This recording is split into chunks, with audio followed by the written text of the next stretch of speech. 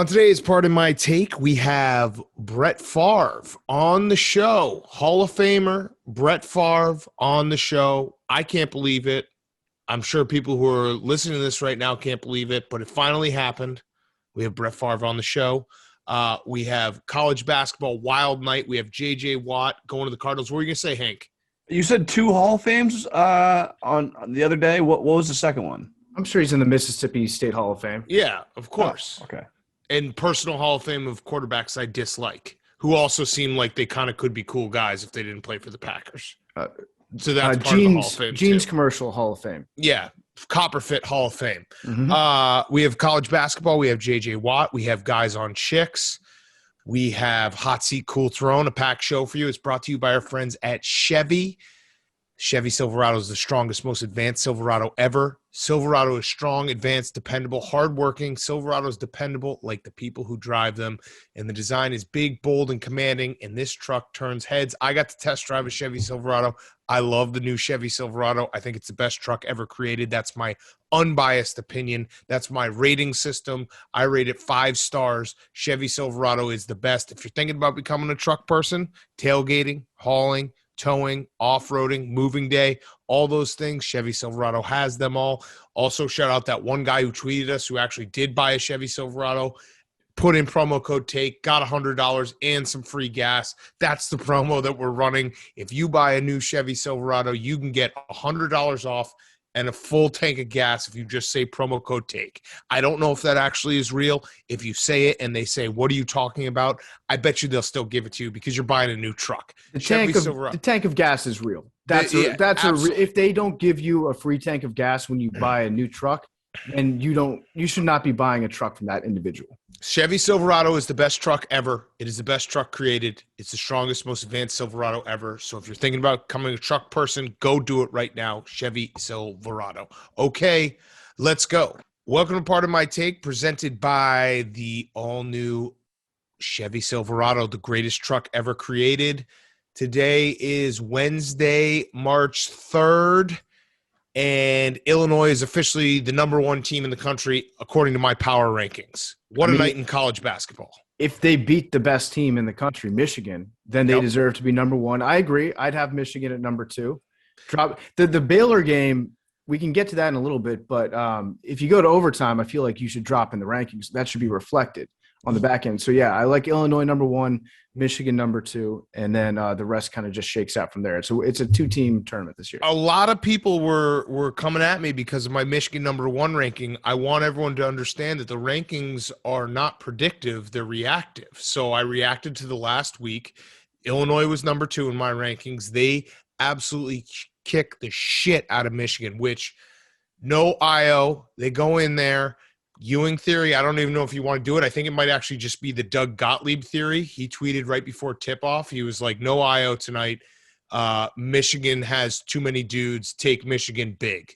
And then it was like the complete opposite happened. But either way, so I want to say this for real, though, because I obviously am partly trolling with my rankings, even though I do believe them. Gonzaga is a really, really good team. Gonzaga played and beat a lot of really good teams before conference schedule. I do think, though, a night like tonight is a perfect example. When you play in a big boy conference, it's hard to get up every single night. It's hard to get up 3 times a week or twice a week, and there will be weird nights like tonight. Like Illinois played absolutely incredible. Michigan is not as bad as they looked, and those things happen when you play in the Big 12 or the ACC or the Big 10 or the SEC, and you have to play night in and night out against really good competition. So it was a great night of college basketball. It was awesome. And what you're getting at with that game is like it did actually look like Illinois wanted it more tonight, which is it's the most hilarious analysis that you can give of a game because all of my worst coaches on my worst teams, that's how they would analyze losses when I was like playing youth sports. It's like, oh, the other team wanted it more. That's why you guys lost. They got bodied tonight. They got bodied. Like I just looked up the rebounding totals. I think it was like 45 to 26 or something like that. Michigan didn't look like they were trying to get physical tonight. So, Kofi Cockburn is something has clicked with him in the last month, and he is playing like he has figured out that he is just a monster and he can do whatever he wants. And his interior defense has taken a different level. And Illinois, I mean, they were my number 2 ranked team going into tonight, so I thought they were very good, but they were very, very impressive. And again, I think Gonzaga probably will win the tournament. They probably are going to win the tournament, whatever. I'm just telling you that I reward teams that have to play tough competition every single week and every single night. And Michigan looked like a team that was coming off 3 emotional games in a row and a gauntlet, and then they get to Illinois and they came out flat and they looked, and you get exposed like that when you play against a good team. Mm-hmm. We won't say Hunter Dickinson's name on this podcast until he wins another game. There we go. How about that? You can't read the press clippings. Illinois, they played really well today. They're such a fun team to watch. I didn't realize how fun Illinois was to watch until when their best players out. Yeah, until like the last week. They're a very, very fun team. I think Georgia Tech is a team, they beat Duke tonight, but they have some really shitty losses. I couldn't believe I was looking at their schedule because, you haven't heard Georgia Tech talked about as being a good team because they're not really that great. But they've beaten a lot of good teams, and they've lost to a lot of really shitty teams.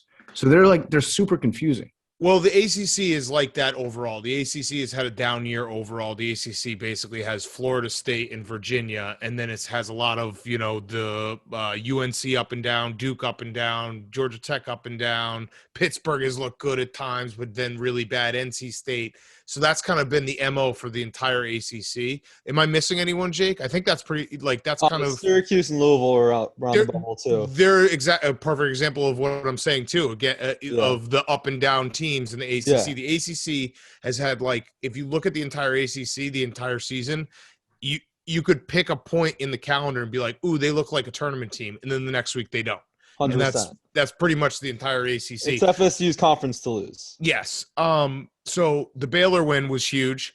Unbelievable, especially when it looked like they were going to lose that game in regulation. And their first conference title in 71 years, which is insane, but also makes sense because you play in a conference with Kansas. Mm-hmm. And Duke is officially, Hank, do you want to have a postmortem on or posthumously on Duke? Postmostly talk about Duke? They're out. Yeah, I mean, my only takeaway that is basically that, it's better to do this now than in the middle of March when it probably would have stung a little bit more. I don't know who the ref was. People were tweeting me, like I said, it was a ref show because some of those calls on Matthew Hurt were a little bit questionable. Apparently that ref likes to make it all about himself. But either way, that's Duke every college ref, yeah. Duke had their chances down the stretch, and they just didn't look like a team that was going to do any damage in the tournament anyway. So why even bother? Why just cut the cord? I actually agree with that. I think that not making the tournament is actually way better for Duke than making the tournament and getting skunked in the first round. Just getting blown out of the game. I'm going to disagree. In a COVID year. COVID year. Coach it was TV Teddy. Ted Valentine called the game. Oh, yeah. Then, of course, it was. Yeah. He literally is just there so that everyone will watch him. I'm going to disagree with that just because if you're Duke, you have – how many years in a row has it been? 2. No. How many years in a row have they gone to the tournament? They haven't – They haven't had a missed tournament in how long? 1996. That means something. I'm calling it. That means something. I'm checking. When Wisconsin didn't go to the tournament a few years ago, I was bummed out. I think that when you go to the tournament every single year, there's a little bit of pride for that. 95. There it is. So I think that not going to the tournament, Hank, you can't. You're Duke. It's a COVID year, dude. It's a COVID year. The tournament. You can't miss the asterisk on this whole year anyway. Any other team, and it's okay. But if you're Duke, you cannot miss the tournament. No, I think a normal year, I would agree with you. I think it's a little bit different this year. Don't get me wrong. Duke should have made the tournament with all the talent that they have, and Coach K being allegedly. We were told that Coach K was the best coach in the nation. That's my favorite thing to say, by the way. Is we were told this, and then you can just say whatever afterwards and then argue against that straw man. But, it is bad for Duke not to make the tournament. But if you're going to pick a year to do it, this is without – and, well, it is 2 years in a row because, remember, they withdrew last year before it was canceled. But it's way better than that you have to do it this year than if it was a normal year. No, I think if you asked most Duke fans, they'd rather make the tournament and lose in the first round than not make the tournament. Which is still on the table.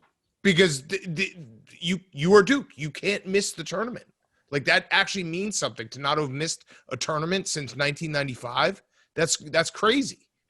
The ending of the West Virginia Baylor game was that's college basketball in a nutshell. Agreed. That game was over like 7 times, or it should have been over 7 times. It's the foul shooting. Like you know what I'm going to do this year? I think in the tournament, I'm just going to bet against the spread on the team that shoots better foul shots, like the team that has the higher percentage, just blindly in the first round. Because when it comes down to nut cutting time, when it's a big game, and if it's in the tournament, like there's nerves absolutely become a factor for the worst foul shooting teams. Well, it's not even foul. It's foul shooting, but it's also, you know, when you have college kids making decisions at the end of games, you saw the exact same thing in Georgia Tech, and like you can't get the ball in bounds, so you say, hey, fuck it, I'm just going to chuck it halfway down the court, and nothing good ever happens with that. And it's just, oh, Billy, fuck you. I just noticed Billy's got the 69 ping pong ball right in our face. Oh, You Billy. asshole. You asshole. You know what I thought? I thought that was like a little on-screen text that Billy edited in there somehow. No, It's he was just- pointing to it. That's why I lost my train of thought, because he kept on pointing to it. Either way, awesome night of hoops. Shout out, by the way, the Horizon League. The Horizon League, I've long time said that is MACtion for basketball. It exists just for basketball. Cleveland State, Northern Kentucky, Milwaukee, Wright State, Youngstown State, all these teams. There was 4 games in the Horizon League tournament tonight. 3 out of 4 of them went to overtime. One of them went to triple overtime. And the biggest margin of victory was 4. The only game that didn't go to overtime was a 1-point game. It was crazy. It was absolute insanity in the Horizon League. So shout out to the Horizon League for giving us a great night of hoops. And I just love this time of year. I get all the TVs going. I just fucking eating up hoops left and right. It's great. I'm excited. And like I joke about not getting into college basketball until the very last week of February, so I can say that it's not just because of March.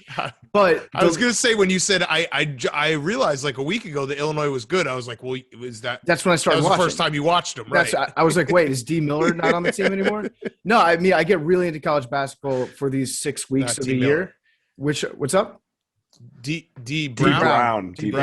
Brown. Yeah, my bad. But I get really into college basketball these 6 weeks of the year, which I think is like maybe 1 week more than most of America gets into it. But it's different. It gets your blood going late at night, and there's always another game on, which is incredible. Yeah.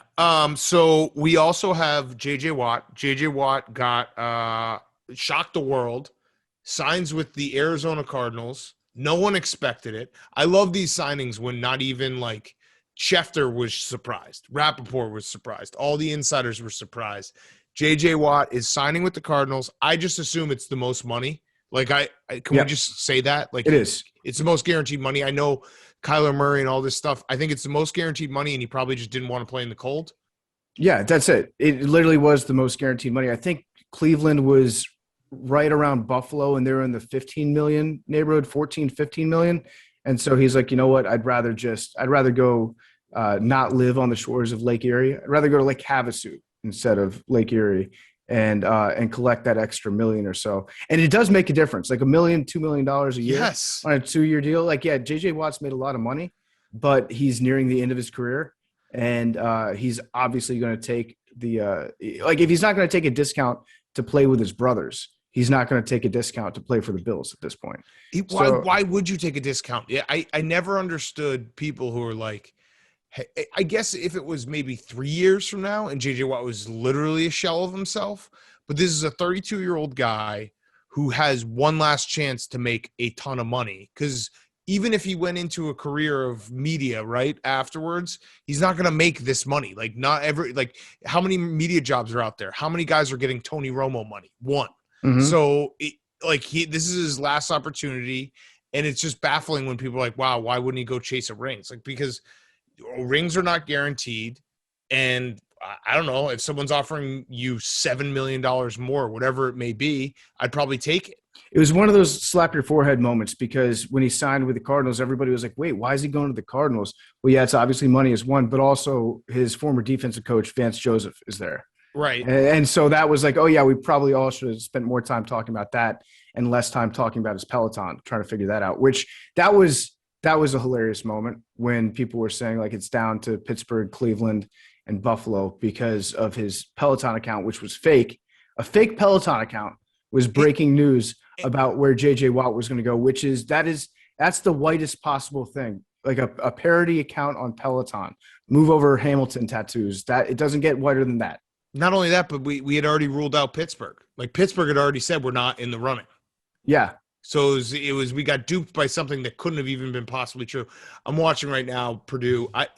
I can't stand the fact that Purdue just grows 8-footers. They just have fucking the tallest dude always at center who just is 5 feet taller than everyone else. One of them transferred to BYU, the guy. Yes, Harms. Matt Harms, yeah. Purdue they always could've had 2 of has they always have tall guys, and Pittsburgh always has the biggest ass in college basketball on their team. Fucking sucks. All right, so I do like the move for the Cardinals defense though. Like from a football standpoint, like Yeah. if you get 80% of JJ Watt, like I looked up the stats. Cardinals, they were 10th in DVOA last year, but I don't know. I don't want to say DVOA. Like I use DVOA plus, which is just DVOA plus whatever my gut feel is about that defense.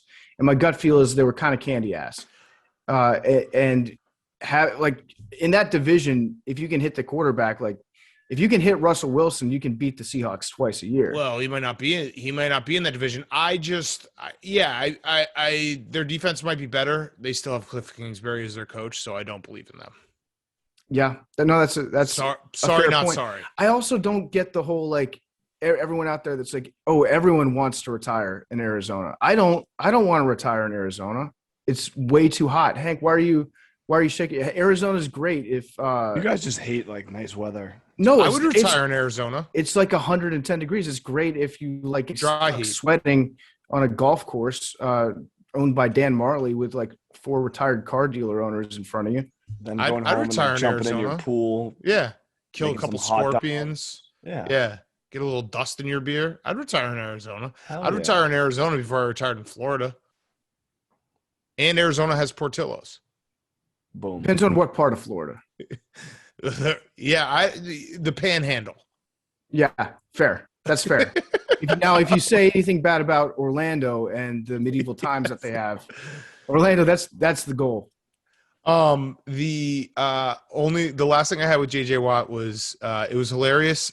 Seeing the people being like, we didn't even want him. That one guy who tweeted like from an inside source in the Texans facility, JJ Watt's a me first guy and doesn't even, all he cares about himself is like, oh, that had nothing to do with the fact that you didn't get him. And then the T-shirt thing, which Hank, I know you loved. JJ Watt had 5 T-shirts of his 5 finalists sent to a friend because he was worried that the FedEx or the UPS person was going to leak it. And I respect that he was keeping the secret. Hank, you actually fell for the Peloton thing. You were like, I can't believe that JJ's doing this. Like, what a drama. I just said, come on. It's just sad that you're biased. Tweeted, dude. Fucking you're Rappaport biased. tweeted. What do you want me to do? You're biased against guy's JJ supposed Watts. to be a big J. Like It's that's disgusting. How How about the guy whose number JJ Watt's stealing? I in know. Arizona. Yes. So this guy, no respect. He's dead, isn't he? World War II veteran. He fought in the Pacific. He's probably one of the guys in the Iwo Jima Oh my statue. God, He's you probably know one of those guys. Get ready for the longest Instagram caption of your fucking life once it gets official. So he took 99 Respecting troops from that guy. Yeah, JJ, just take number 40 For selfish instead. reasons, yes. I mean, seriously though. Hank, you're such a hater. Whew. No, it's just like I respect the troops. Before we do hot seat cool throne PFT, do we have to have an intervention or are you good? About what? You know what about I actually don't know what you're talking about. responding to a certain someone on Twitter that I said you were going to do? Yeah, well, I unshunned him, then I reshunned him like Dwight Schrute on The Office. So, Can't I do mean, this. he's out here running his lips, talking all this shit, saying like I'm ducking him. I and knew that you couldn't resist. that I'm using the company to duck him. It's like, no, Darren, you just wanted out his name, please. You couldn't wanted resist. $2 million. You just came up with $2 million out of the air. And then my bosses said, no, we don't want to pay Darren Rovell any dollars. We want to pay him $0. We don't want to do a financial transaction with Darren Rovell because he's a loser. And so now Darren's like, why are you hiding behind your company? They can make $5 to $7 million easy off it. And so I told Darren, if it's that lucrative of a business proposition, Darren, sounds like you should probably put the fight on yourself and I'll show up for free. You should just pull up with and Vanny Woodhead and just kidnap him. That is a checkmate. If we're gonna jump Darren Rovell, I would hop in the car. I did good though, Big Cat. No, you didn't. You responded to him. But I lasted We like went 3 through weeks. the whole at PFT. Yeah, we went through I was this. like, PFT, theoretically, Darren Rovell tweets you. What are you going to do? Yeah, we did like live practice, and you just got on the field and threw an interception right away. You saw like the first pass rush, and you just threw it right into a guy. It looked too good. I couldn't help myself because he was coming at me. So I will no longer be replying to any Okay, Darren great. Rovell tweets. My conditions for this fight are clear. We need to get you tokens. Fucking We one should. month, 1 month of not tweeting it. I should go Sorry, We to would take something away from you that you love every time you do it. No, you can't punish me. It has to be like a 12-step program. What's step 1? I'll start tonight. Not responding to Darren Rovell. No, 12-step program. Let's see. I'm looking it up right now. Oh man. 12-step program steps. I think it's Denial. acceptance, denial. Yeah, you're in denial. You're talking about grieving, Hank. Those are the steps Yeah. of grief. Yeah. 12-step program. What are each of the 12? Honesty. Step you 1 haven't been honest with yourself. is honesty. Recovery can begin with one simple admission of being powerless There it over is. something. There it is. You haven't done that. You just said I won't respond to him anymore. The real honesty is I am powerless to responding to Darren Rovell. It will probably happen again. I can stop anytime that I want. Yeah, right. I right. can. Okay. Exactly. Okay. Hi, my name is PFT, Hey, PFT. Hey, PFT. and I'm a Rovellaholic. I can't stop. I'm powerless over myself. I can't stop replying to his tweets. You also started it yourself. Yeah. Like let's not ignore the fact that Yeah, you did posted that. a You thirst tweeted trap a of picture of Rovell. him. I You did. started the whole thing. He responded to you because you basically were like, "Hey, I want to talk about Rovell today." I just thought he looked good as a girl. That's all. You're obsessed. Listen, I'm but He a man. I When you don't cut wanna me, say do I it. not bleed? Part of me thinks he might live a little rent free. He's paying. It's rent controlled. Well, So the rent is like $3,000. He's only paying $900 a month. it's rent like in that Black Mirror episode where you get for cheaper if your brand's strong. That's what I give him. He's inside living out. rent controlled in your head right now. Jake, I just need you know what I'll do? Every time I want to reply to Darren, we have a better version of Darren here. I'll just direct all that energy to Jake.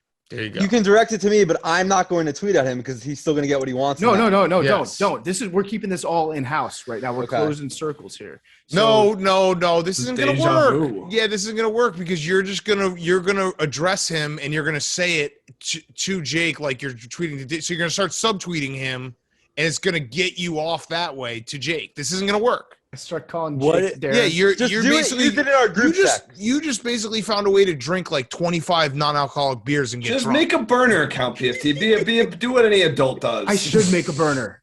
That's Yes. a great idea, Hank. I'm gonna make a burner account. I'm gonna have a Yes. burner Twitter account. Okay. Yes. What if we send him a message and say like promo for the fight? We're gonna like do like a WWE pre-scene where we jump out of Vanny Woodhead and beat him up and tell him to like come to the place and everything. We're not gonna jump him, Billy. Okay, and so then we move off that actually idea. jump him. We'll move off that No, idea. yeah. Now I'm getting worried that And you're we get him actually to gonna try to jump consent. him. Big Cat. This is the problem sometimes. I like have Billy who actually physically wants to jump Darren Rovell outside of his house. PFT can't stop replying to him, and the ship is sinking right now. Okay, I've got it though. I've got it under control. Burner account's getting set up tonight.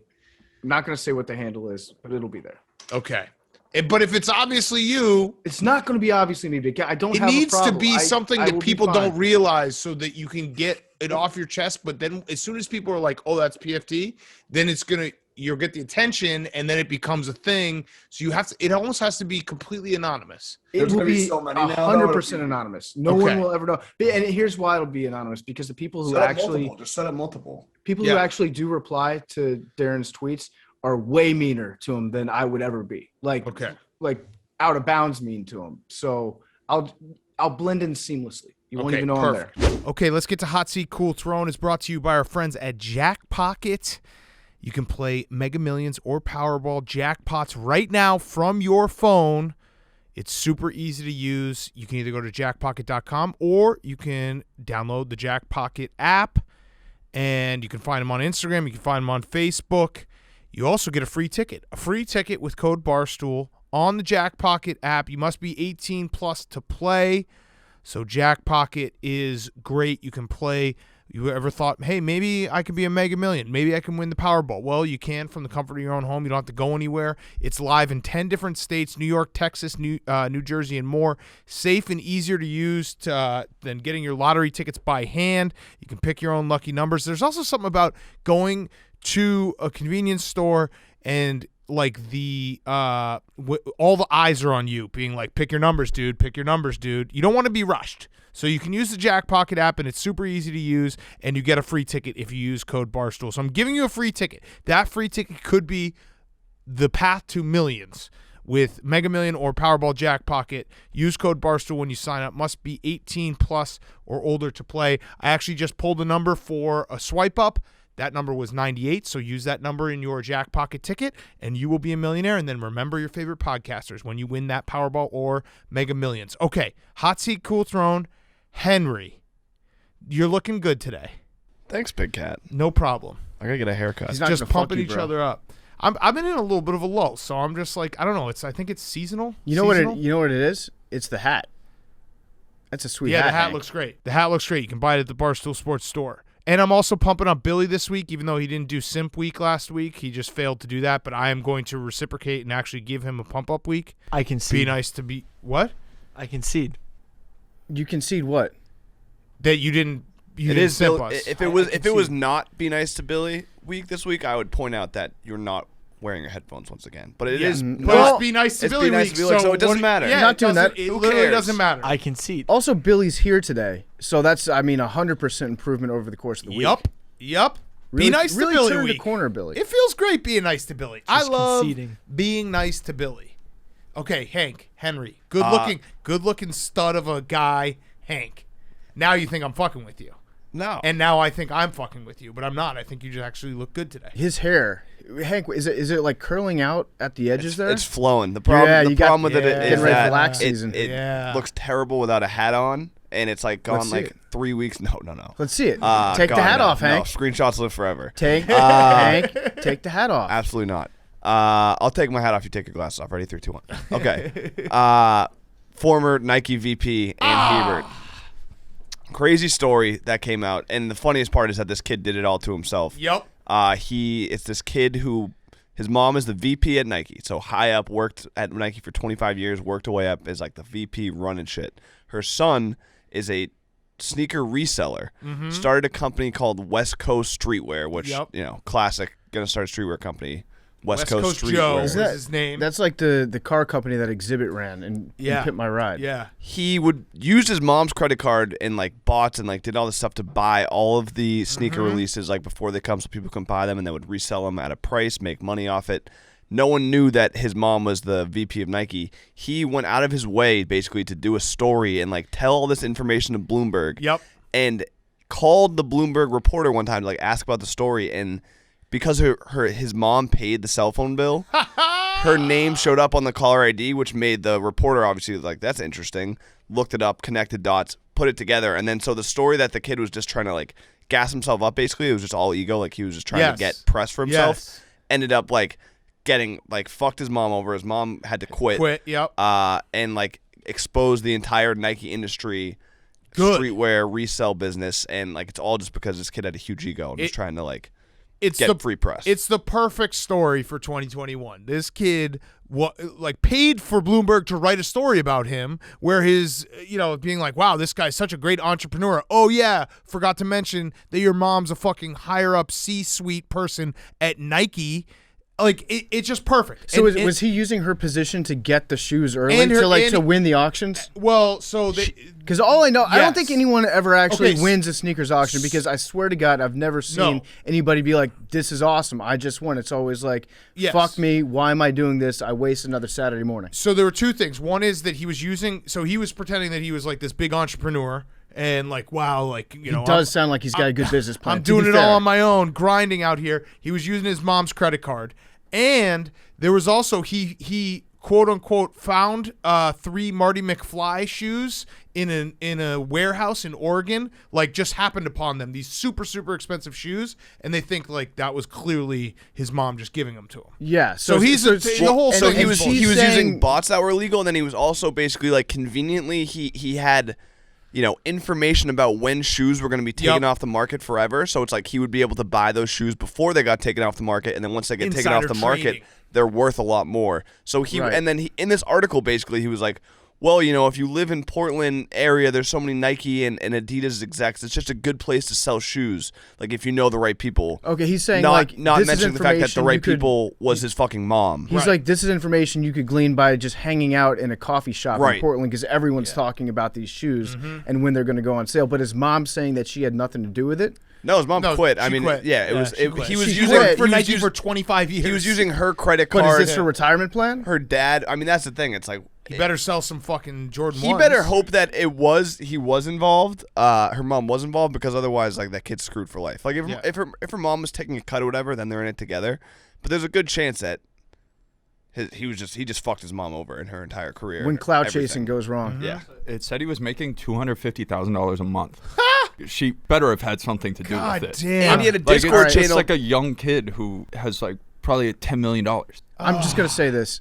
I kind of like this kid. No. The kid saw an opportunity. No. And he maximized his earning potential. Wrong. By stealing his mom's money? Yeah, exactly. No, How he old rented is he? out his own warehouse. Dude, that kid is a fucking CEO boss. No, but I would this hire is that like kid. posting Billy, shit that- online about like I he would had hire no him to take help your and job in a like he was second. like it's all No. self-made. Like he was the putting out worst. that he was a self-made entrepreneur And but it's like he had all the money came from his mom. And he had all the inside information. And he's the reason PFT. Every other rich person's parents had money. That's how they became rich. He stole it. But he's the reason why you don't win sneakers auctions. Like these type of people who are basically gaming the system with bots, it ruins it for everyone else. It sucks. I'm happy that this kid got exposed and maybe like regular people can start buying shoes. That'd be nice. I don't fuck around with these made up marketplaces like sneakers. I spend my money on solid investments like Dogecoin and Alex Caruso gifts. Fuck this kid. I'm so happy. It was such a great story, especially the fact that he like sought out Bloomberg to do the story about him. And the fact that he's making hundreds of thousands of dollars a month, but his mom is still paying his phone bill, which is like the smoking gun of how he got caught. He had I saw this one picture of like all these shoe boxes that he had on his deck where he had, I don't know, it was probably 500 shoes that he's just marking up and ripping people off. Oh, it was beautiful story. Like it got to be too much where it's like a warehouse. He was almost running his own like Sneakers, shoe store. yeah, like right. He literally had no more room. Right. You are now at the point. It's almost as if like a ticket scalper bought 60,000 seats to a football game. It's like, well, what the fuck, dude? No one can go to this game now. It's sad to see you guys not respecting the grind of a youngster out there. No, I love this story. It was so great to see this kid get it. All right, what's your cool throne? My cool throne, I have a couple. First one, Jason Sudeikis. He won Best Actor for Ted Lasso. I just watched the show this weekend, so Great it was delightful. It was one of those things where you watch the show over the weekend, then all of a sudden, boom, Golden Globes, he wins. It's like good for Jason. Yeah, although I don't know life-affirming why show. he hasn't come on the show at any point. It's right up our alley. Ted Lasso is one of those shows that I sat down and started watching it. I wanted to hate it. It was goofy. I wanted to hate it agree. because I was I like, agree. this is a commercial. It's corny. They're turning a commercial into a full-length show, and it ended up it warmed my ice-cold, tiny little heart. I felt good after watching every episode. It's so rare to find something in 2021 that you consume and you actually feel better about the world after watching it. And Ted Lasso is one of those things. Although I didn't like the play that he drew up at the end, the football play. I had to finish the last episode. I won't. No spoilers. No spoilers. It's the most meta show ever because you start it and you're like, this is the corniest, most obnoxious thing ever, and then you fall in love with Ted Lasso just like everyone falls in love with Ted Lasso. Yes, they do it to you. It was goofy, and then I was like crying. I was crying at points. I was Yes, like, it's incredible. Yeah. They broke through the television screen because I think everyone had the exact same experience. We're like, whoa, this is corny. It's a fucking commercial made into a show. Oh, wait. I love Ted Lasso. I wish Ted Lasso was my dad. Yeah, well, by the end of it, I was like, I would like for the Washington football team to hire Ted Lasso. Yes. Right? Like, you can't convince me that Ted Lasso couldn't take the Jets to 10-6. Yeah. And then in his acceptance speech, I don't think he was expecting to win because he won. And then he was like, well, okay. Took him like 10 assault. I mean, you only have like a minute in those award ceremonies. He was high as shit. He looked like he was enjoying some 3-chi. It took him like 5 minutes to get his thoughts together. He also 3-chi, but you think you're just going to be sitting there like waving, and then all of a sudden you get called on, and you're like, oh, I have to speak. This is bad. He won though that award show not only because he won the award, but the fact that he didn't dress up like the losers who got in their tuxes. Like, dude, this is the 1 year where you don't have to dress up. Be a normal person. Mm-hmm. Like, you don't have to. The most abnormal thing you can do is dressing up in a tuxedo in your own home and then hopping on a Zoom. Yeah. Like, just be yourself. And so seeing him and then Don Cheadle telling him to wrap it up in his tux, you're like, all right, Jason Sudeikis won this because he's just hanging out on a Sunday night. It'd also have been sick if he was wearing like a suit top and then just no pants, and he like stood up to accept the award in his underwear. That would have been cool too. But it's one of the best shows that I've seen on television like the last 3 years. It's very good, very good. I'm simping for Ted Lasso hard over here. All right, your hot seat culture on PFT. My hot seat is unpaid internships. Unpaid internships on the hot seat. Billy is paid. I don't like that look on your face, Billy. We pay you Billy, handsomely. the look is because you stole one of his hot seat cool throws. Okay. All right. We pay you in rabbit meat on a bi-weekly basis, so you're paid handsomely. But Jane Slater, full disclosure, she's a friend. I like Jane. I think she's a very nice person. And she tweeted out yesterday that she was looking for an unpaid intern for her friend or for like an acquaintance who was setting up some sort of like digital media thing. It was going to be like a part-time thing for a student who was still in college. And Twitter came down on her with the heat of 1,000 suns and just did not stop. And I think like it became a thing where some people were using the excuse to talk about, to like backlash against the backlash, to be like, this is how hard I grinded on my way up. You know, like I worked 10 hours a day unpaid and walked uphill both ways to it. And certainly there's like a lot of hard work that goes into where we got at this point, but I'm not going to sit here and act like it's not because we're hot. Like at the end of the day, like we slept our way to the top like anybody else. But people were saying like we that unpaid internships are like the worst thing on earth, and it is actually like it sucks. Unpaid internships suck. It's not really fair for people that can't afford to take them. But it became one of those things where it was just a day of dunking on Twitter. I felt bad for her at the end of the day. But some of the people were making a good point, which is like, hey, if you can afford, like Big Cat was saying earlier, the NFL was looking for unpaid interns. Yeah, the NFL can afford it. If you can afford to pay interns, you should probably pay interns. I just wonder. I totally agree that internships should be paid. We've passed that. You know what I mean? Like 10 years ago, that's how it was. That you could get there was unpaid internships everywhere. And my take is just because it sucked for some people doesn't mean it should suck for everyone. Like we should move forward and be like, hey, if you're doing work, if you're doing a service, you should get paid for it. But I love when everyone just makes the same point on Twitter, just and like continually dunks on someone or dunks on a topic, and it's like you guys aren't doing anything. You're talking to no one. You're just shouting into a void. Someday you're going to realize this was all worthless. Yes. Yeah, it was a day on Twitter that I felt worse after spending it online. Right. I felt I read it. I was just like, this kind of sucks. I was like I got to go home and watch Ted Lasso. The point's not wrong. It's just. It's obnoxious when everyone makes it over and over, trying to be like, "Here's how right I am." Yeah, exactly. Yeah, Billy. In defense of unpaid internships, Uh-oh. Okay. A lot of people. No, Billy. Wait. No. Right now. Okay, I love it, Billy. I love it. Yes, this is Billy negotiating. Wait, if I'm not negotiating. This is Billy negotiating in a nutshell. Everybody in the room was like, "You should pay interns more," and then Billy's like, "Actually." If I were going to be nice to Billy this week, which I am being nice to Billy this week, I'd tell him to shut his mouth right now and not go any further because he's about to dig himself a grave, but go ahead. A lot of people who are qualified for the unpaid internships are part of institutions, private or public, that provide funding for people who take unpaid internships. It's in their vested interest that their students get. So you're saying like Northwestern University, my Medill School of Journalism, right? We pay our students to take unpaid internships. Exactly. So it's just a matter of where the money is coming from. Right. But what about people that don't go to those schools? Like hypothetically, Northwestern, these like elite institutions that you're speaking of, it's free to go there, right?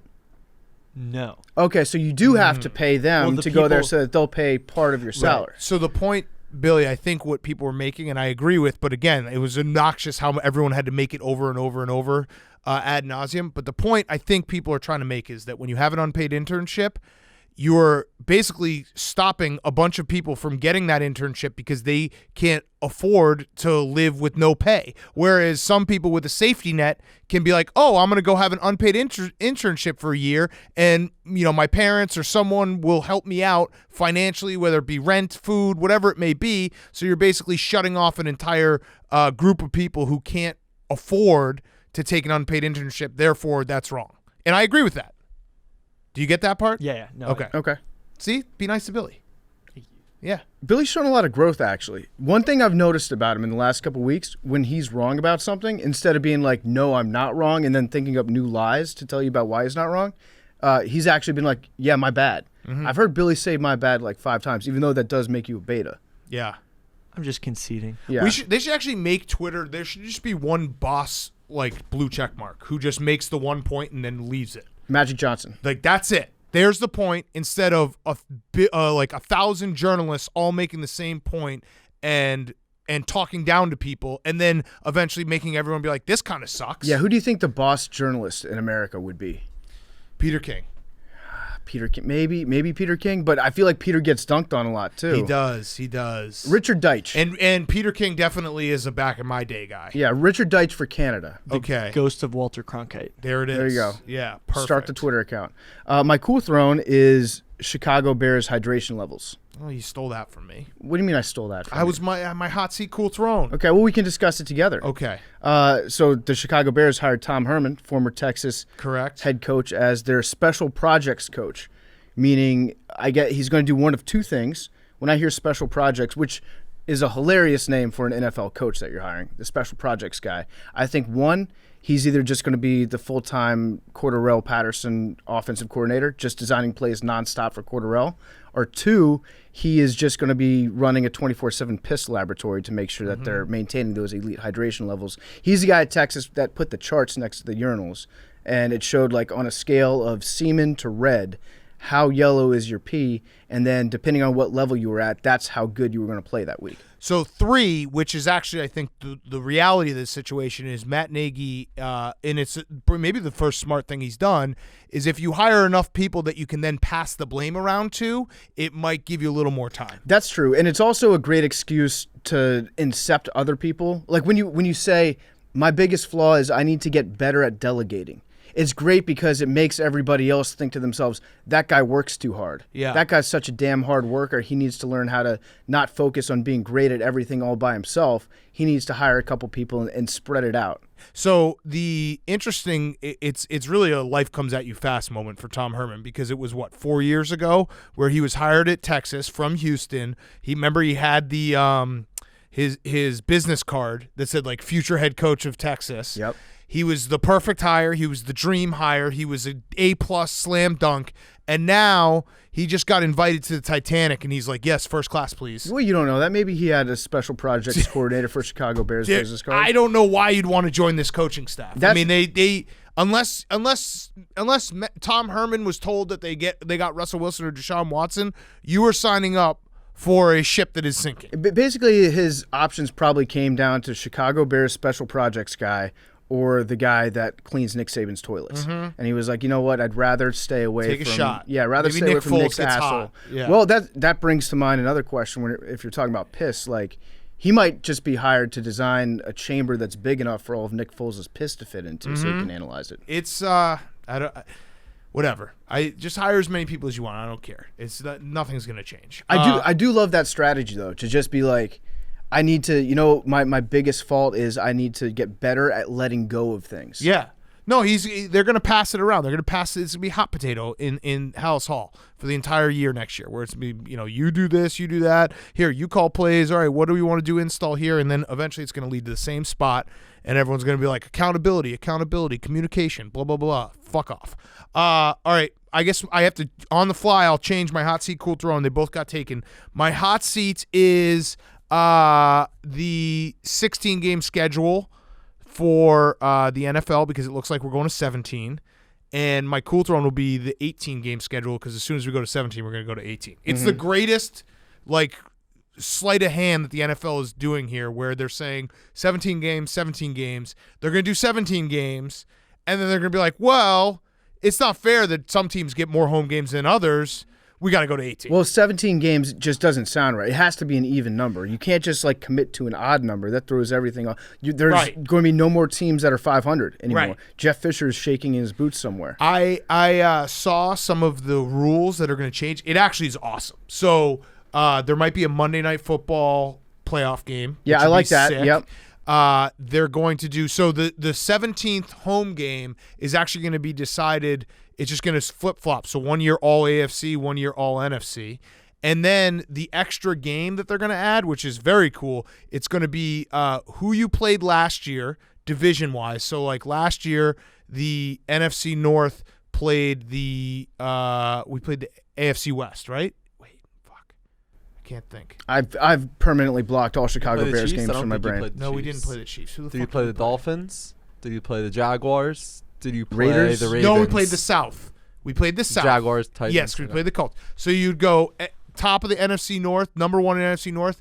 The next year plays the number one in the AFC I like that. South. I like that. That's so cool. it's like almost whatever happened last year, and then you match up that way. So you basically get 4 great games, hypothetically speaking, if all things stay the same. And also we might eventually get to a point where we get the Super Bowl and then President's Day, which would have happened this year. Yeah, would have happened this year. That I looked at the calendar and it said that next year it would be the Super Bowl would be the weekend of President's Day, Perfect. which would be incredible. We've all been lobbying for the day after the Super Bowl to be a national holiday, which it should. No one should be forced to go to work that hungover ever. It just makes the winter shorter. Yeah. Oh, it also cucks Abraham Lincoln and George Washington too, because like no one's going to celebrate. I'm a big President's Day guy. I'm not going to think about them at all. No, but you have a full day to just talk. Full about day the is game. great. Yeah. I like that a lot. And you're right. There's no way that it's going to stay at 17 games. No, they got to get to 18. So Winnie the Pooh verbal meme, 17 games.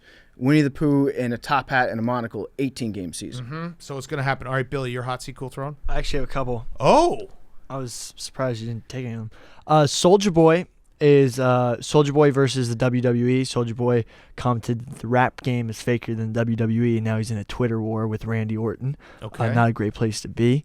So, yeah, Soulja Boy versus WWE. Another hot seat was internships. And then who's on the hot seat? Soulja Boy. Because every WWE superstar says, get in the ring, man. Let's do this. Is this a work? It sounds like Soulja Boy has an album coming out soon. Wrestling's not. I'm not actually. You know what? Be nice to Billy Week. Not going to say it. I was going to say something about wrestling, whether it's real or fake, but I'm not going to say it. It's real. I know. I agree. It's real. Hot seat, everyone. Deep fakes are getting scarily real. The Tom Cruise one. Tom Cruise one, yeah. On the golf course? Yep.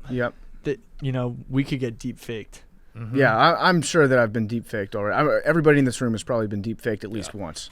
Just make my cock big, okay? In the deep fake. First cool throne is Dan Campbell. No, we're going to do that as a segment, so skip to the next one. Okay, actually, this is do you guys know the story about DJ Cooper from 2019? This is like Billy just open mic night. Uh-huh. Yeah. Go. You got a tight five. I'm being nice. Well, yeah. you guys hear about this one? DJ Cooper? Yeah. Did you hear about it? Go ahead. Did you hear about it? No, I didn't. Well, he was a former Ohio University basketball player. Okay. Who went to play overseas. Mm-hmm. And he took a drug test, as usual, Federal International Basketball Association. Mm-hmm. He's tested positive for pregnancy. Congratulations. Yeah. Which is usually a masking agent, correct? Mm-hmm. No. Mr. He Steroids used guy? his girlfriend's piss to pass the drug test. Found out she was pregnant that this way. Gets mixed up. So he got... Well, it's good news, bad news. Wait. What if it was a golden shower situation? What if he ingested some of her piss? Then when you piss that piss out, wouldn't your piss then say that you're pregnant? Actually, no. When you're pregnant, you can't pee. That's when the water breaks. You pee for the first time. That's when the baby comes out. Suspended for fraud and a father. Nice. Congratulations. Nice. Jake, did you have anything we missed? I have a few. Oh. Well, like for sake of timing, we don't have to do it. No, it's fine. Go off. Give us your best Jake. ones. Okay, I'll do one of each. My hot seat is being scared. There was this local San Diego reporter named Jeff McAdam. He was doing a live shot, and there were shots fired behind him, and he did not flinch. Big J. Yeah, nice. I saw that. Yeah, so cool throne would be vacations. There's going to be a Hell yeah. fully vaccinated And cruise yeah. for out in Israel Nice. I'm Vacations there. are back. Can I go? Nice. Okay. Yes. Get fully vaccinated. Yeah, Hank's report there. back. Yeah. Get your shots, Hank. This is only temporary. This is only temporary. We'll have John Rothstein on soon. Sunday night Selection Sunday. Everyone keeps asking. Selection Sunday is our Rothstein day. I am so excited for a summer of being able to be a summer again. Mm-hmm. Yeah. Bring we on missed the whole summer. year. We missed the whole year. All right, let's get to our interview. Okay, we now welcome on NFL Hall of Famer Brett Favre. He's got a podcast. It's called Bowling with Favre. You can find it on Podcast One. Thank you for joining us, Brett. We appreciate it. I know everyone probably jokes and asks the question, like, are you really retired? I'm not going to ask that, but I was thinking about what the first question would be, and I was curious, when was the last time you actually had a conversation about potentially coming back after you had finally retired? After my second year with the Vikings, there was no conversation, not on my end. Now I think I want to say my agent Bus Cook received a call from some team, maybe the following year, had a couple of quarterbacks get hurt, but I'm not sure on that. But I knew I was done. I'd had enough. Well, I actually wanted, we can get to this right now. I would love for you to tell that story, the Corey Wooten story, because I just told you before we started that I'm a Bears fan, so you tortured me. But Corey Wooten putting you on the ground on that cold turf, and I watched a video where you basically came to eating a chili dog. Is that right? Almost. I was one of the few times in my career, when I say a few, maybe one other time where I blacked out, where I was, this one obviously it was actually the last play I ever played. And if you can remember back, the game was played outdoors, University of Minnesota, because the dome had collapsed with too much snow. So the field they were done playing. So they didn't think it'd be used until the next year. It was glazed over with, it was like a hockey rink. And it was one of the more harmless hits that it wasn't even a hit. He really pushed me, slipped on the ice, hit my head. The next thing I know, I wake up and our trainer, Eric Sugarman, is kind of shaking me a little bit. Say, hey, buddy, you okay? And then I woke up. I actually heard myself snoring, believe it or not. I said, what happened? I didn't feel any pain. Just was kind of disoriented. And he said, well, you had a concussion. So with each minute, the fogginess kind of dissipated. And we went straight into the locker room, took a hot shower, walked back out on the field, had a coat on, got me a chili dog and a hot chocolate. And I knew right then and there that I was done. Mm-hmm. There's never a good time. As we know now, concussions are a major issue and can lead to serious health issues.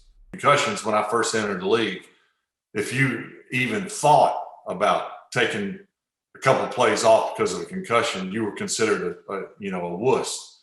But that's changed. But I knew the seriousness of the injury and the possible repercussions, if you will. So I knew. I said, I'm telling myself all these things on the sideline. If there was ever a sign, this is it. Not to mention I'm in my 20th year. Physically, I started feeling it was starting to take its toll just on everyday wear and tear. And then I get this major concussion. So I said, I'm done. And I never looked back. Mm-hmm. One of my favorite parts of every NFL season is when people would just like toss your name out there. Because I think for the next 5 or 6 years after you retired, it was still like maybe we could give Brett Favre a call. Like the second a starter got hurt, your name was the first one that would always come up. If it were to happen right now, because I still do like to imagine it, if you had to step in for a weekend, let's say it was a system. Let's say it was John Gruden. Let's say you went to the Raiders. Yeah. You got a Friday install. You got a dozen reps in practice with your center, with your receivers. How many yards could you go out there and throw for on Sunday right now? I don't know. I probably need a few more, maybe a couple of weeks to kind of get my arm back in shape, which it's not that far out of shape. Don't get me wrong. I'm never going to throw the ball 80 yards like I did back in my prime.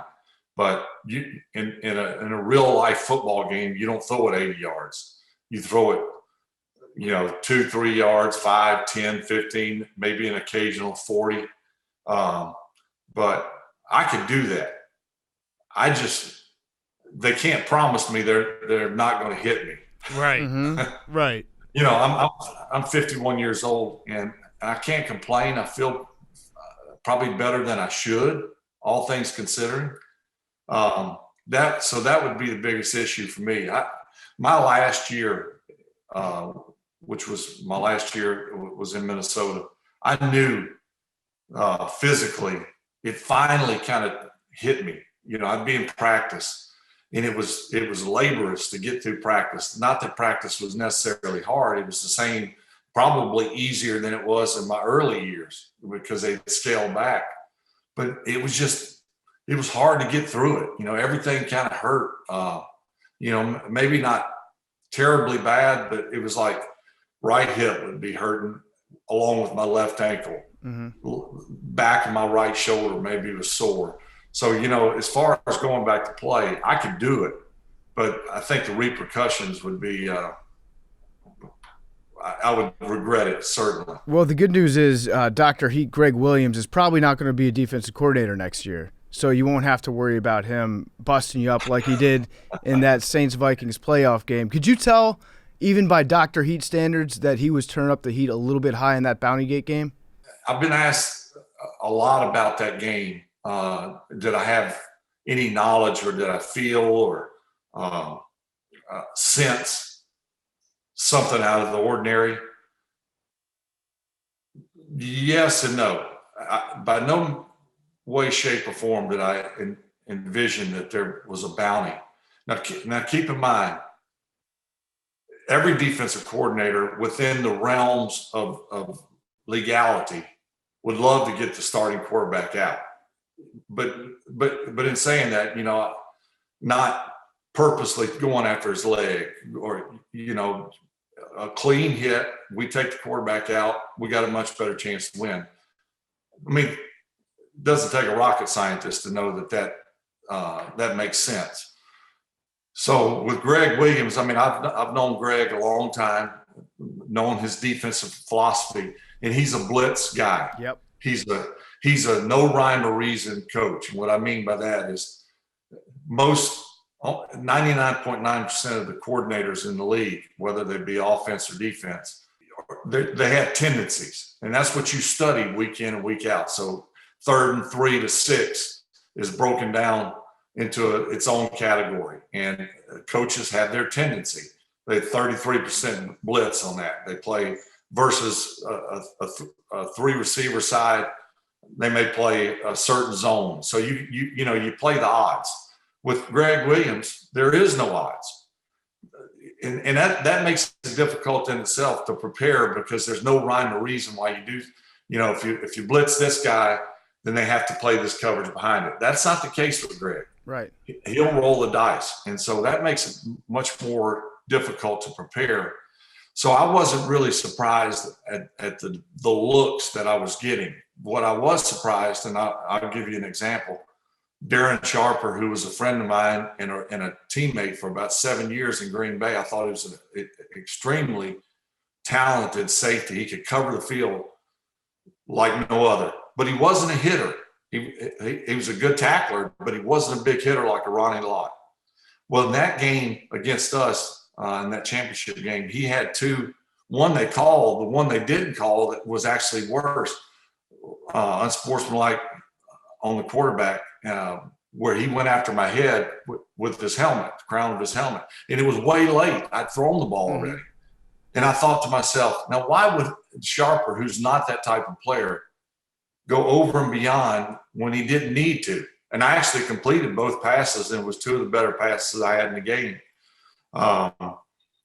it was that type of game. It was, I think they called like 5 roughing the quarterback, but they should have called like 12. Yeah. That's a strategy in itself. It's like, make them call it every time because they're not. So we're going to get away with some of the times that we do it.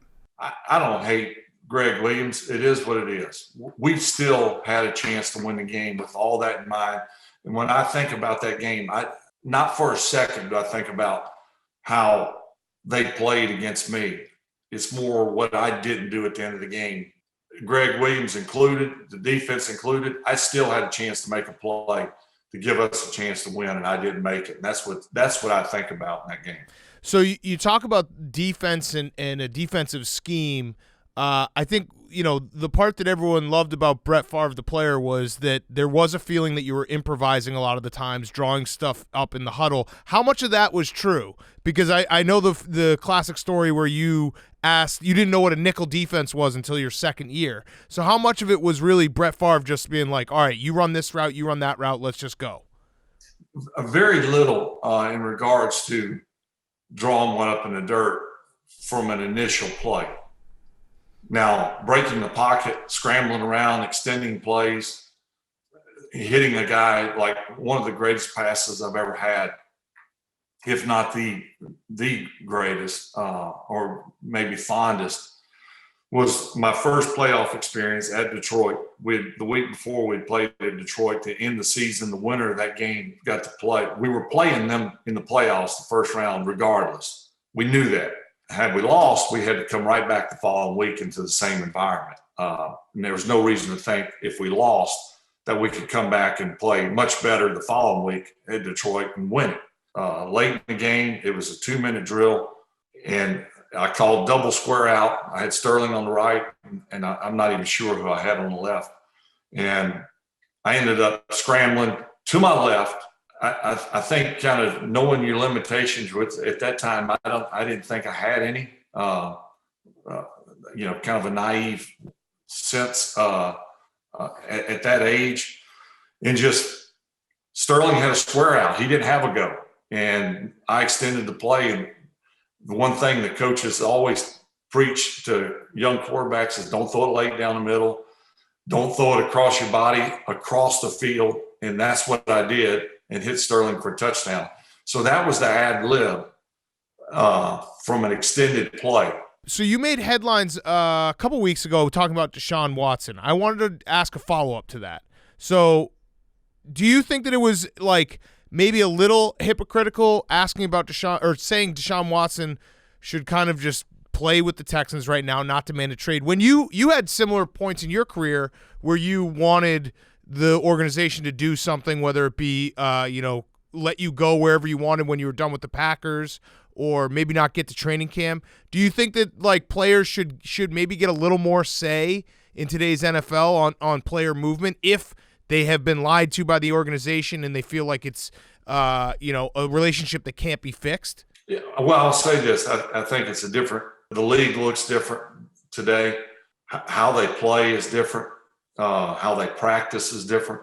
The legality, how many times can you practice in pads? I mean, when I was with Atlanta my first year, we never went without pads. Yeah.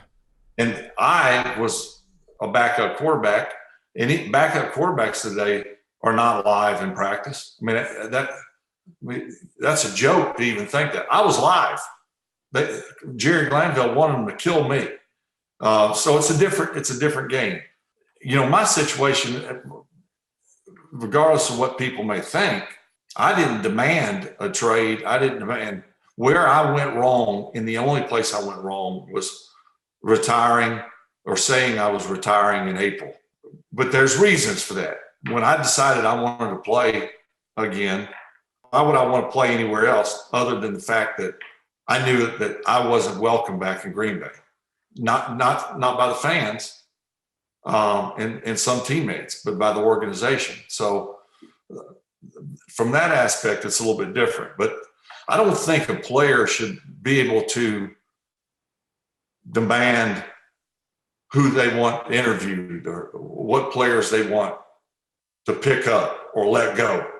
I think that crosses the line. I mean, you think about it with you guys. You've been a team for, let's just say 10 years, and one's thinking about leaving, and the one who's staying says, well, I want this guy to come in, and the boss says, I'm going to interview who I want to interview, and if you don't like it, you can hit the road. I think that the guys in the league make tons of money. I'm not saying that this right or wrong. It is what it is.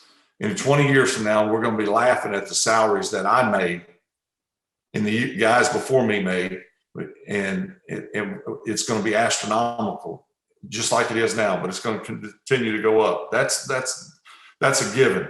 But I just don't think that it's right for a player to be upset and demand a trade because they didn't interview someone he wanted to interview. So I think it goes a little bit deeper than that with the Texans organization in particular, where obviously Deshaun Watson is I think he's a top 5 quarterback in the NFL right now. He's a generational talent. He's definitely a top 5 with the young, which there's some very talented young group of quarterbacks, and he's right there in the mix. Yeah, so I think with a guy like that, if he is the centerpiece of your organization, and the front office told him, like, we want to make you a building block of this team. We want to get your feedback on things. We want to build this new franchise around you as we're transitioning from Bill O'Brien. We're bringing in an entire new front office, new head coach. We want your input on that. And then he gave his input, and then they ignored his input. And then things kind of came to like I don't know all the details that happened after that. It's been building for like the last 3 or 4 years. I feel like in today's NFL, if you have a talent like that and you're an owner, you should know that you need to make that player happy if you want to maximize your chances of that guy winning a Super Bowl for your team in the long run. Because if it's an icy relationship, that goes both ways. The ownership has to take some responsibility for that too. So I'm sure you probably butted heads with ownership in your career as well, and you probably found that the most conducive environment for winning football would be when your star player and your ownership and your head coach are all at least on the same page and kind of communicating effectively, whether it's an idea that you have for an offense or, hey, maybe we should interview this guy. Well, let me go back to what you just mentioned about Deshaun Watson. When I made those comments, I also said, I don't know all the details. Mm-hmm. I don't think anybody does besides Deshaun. And honestly, in fairness to Deshaun or anyone in that situation, it's probably best that I didn't make the comments I made. I made them specifically based on the fact that, again, not knowing the details, which I think obviously is very important. So I'm wrong in respects to making comments without knowing the facts. But if the organization, because what I was going to say before you made those comments, if they ask his advice, it's a different story. Then you're including him in the conversation, whether or not maybe the organization asked his advice just to make him think that he's involved. Fair or not, that's their choosing. But if they say, if Deshaun went to them, they never went to him in particular, and he says, look, why don't you interview this guy or that guy? And they say, we appreciate your advice, but we got this handled. That's their right. But if they ask his advice or ask him to be involved in any shape or form and then ignore him, then I can see where there's a problem. Mm-hmm. Is that enough of a problem to demand a trade? That never happened to me. I got a lot of feedback when J.J. Watt asked for his release. I think that, why don't I comment on that? Well, J.J.'s situation is different. Deshaun, as you said, had become the face and the franchise leader. J.J. Watt was kind of the elder statesman. Not that he's not a leader, because I think he certainly was. But I think both sides had run their course there. I think we all can agree with that. And he wanted to try his hand somewhere else, and I think that they were willing to do that, and they mutually parted. Deshaun's situation, he is the face of that franchise. I agree. I think he's one of the great young quarterbacks in the league. And there's no reason to think that he won't, shatter records and win a championship, if not more than one, whether it be there or somewhere else. My whole deal is if you demand a trade because they didn't listen to your input when they didn't ask for it, I don't want to say that's wrong or right, but again, in today's game, it's different. Who's to say what's right or wrong? But I don't know the facts, so it's really unfair for me to say one way or the other.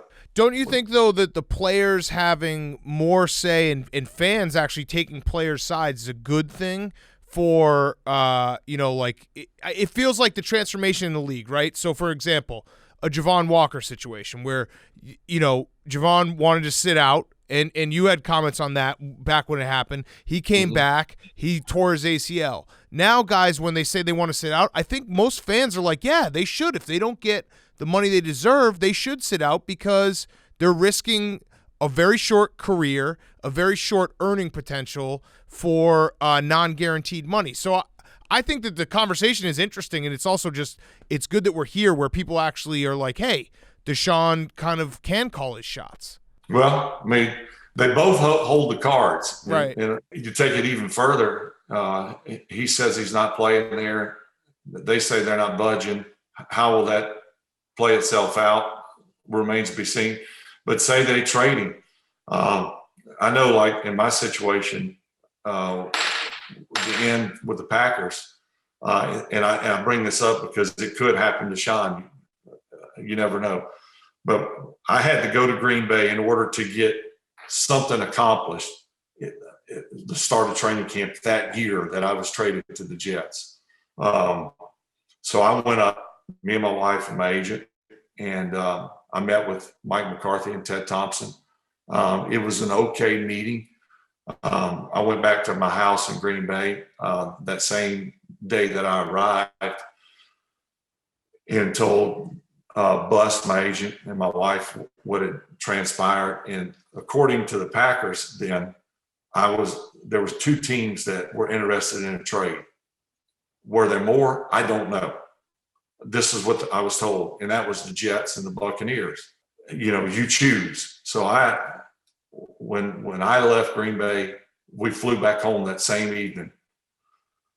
I had Buzz tell the management with the Packers that I was going to go to the Buccaneers. And the reason that I chose the Buccaneers was Gruden, I knew very well.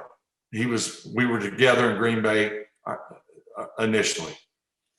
And the offense was the same. So I didn't have to learn a new offense. And also, which was important to me, we were going to stay in the same conference. I wanted to compete against the Packers in the same division or conference. And they played each other. I think it was the third or fourth game that year. So it made sense. So I said, we're going to fly home. Bust told him that, said, we're going to fly home. We're going to talk about it on the way home.